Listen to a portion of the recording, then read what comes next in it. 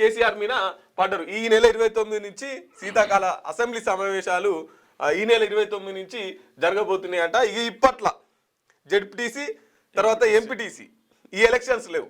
ముందుగాల కార్పొరేషన్ ఎలక్షన్లు కూడా ఇప్పుడు డీలిమిటేషన్ నడుస్తుంది కదా, ఆ పంచాయతీ అయిపోయిన తర్వాత ఎన్ని వార్డులు చేయాలి ఎంత అని చెప్పేసి ఇదంతా అయిపోయిన తర్వాత మున్సిపల్ అయిపోయిన తర్వాత జెడ్పీటీసీ ఎంపీటీసీ ఎలక్షన్లు అంటే ఇంకో 3-4 నెలలు పక్కా పడుతుంది మనకు అంచనా ప్రకారం. 3-4 నెలల తర్వాత ఎంపీటీసీ జెడ్పీటీసీ ఎలక్షన్లు.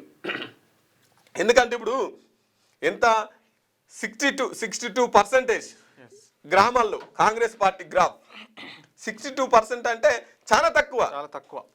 ఇప్పుడు అధికార పార్టీ అంటే దగ్గర 70-80-85లో ఉండాలి అధికార పార్టీకి, కానీ 60% ఉన్నది. అంటే ప్రజలు అసంతృప్తితో ఉన్నారు.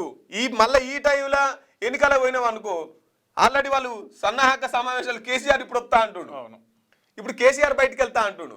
కేటీఆర్ హరీష్ రావు ఉన్నప్పుడే 60% వచ్చింది. ఇక కేసీఆర్ బయటకు వచ్చిందంటే అది 40కి పడిపోతుంది. కాబట్టి ఇప్పుడు వద్దు, మళ్ళీ ఏదైనా పథకాన్ని ఊరికి అందేటట్టు ఏదైనా పథకాన్ని మళ్ళీ మొదలు పెడతారు. ఏదో వాళ్ళను బుట్టలేసుకోవడానికి, వాళ్ళ ఓట్ల బుట్టలు వేసుకోవడానికి మళ్ళీ ఏదో పథకం మొదలు పెడతారు. ఇక మళ్ళీ అప్పుడు ఎలక్షన్లకు వస్తున్నాము, ఎలక్షన్లు జెడ్పీటీసీ ఎంపీటీసీ ఎలక్షన్లు అని పెడతారు. కానీ ఇంతమందుకు ఇప్పుడు సర్పంచ్ ఎలక్షన్లు గుర్తుల మీద కాలేదు కాబట్టి ఎన్ని అయినాయి అని అఫీషియల్ గా తెలియదు.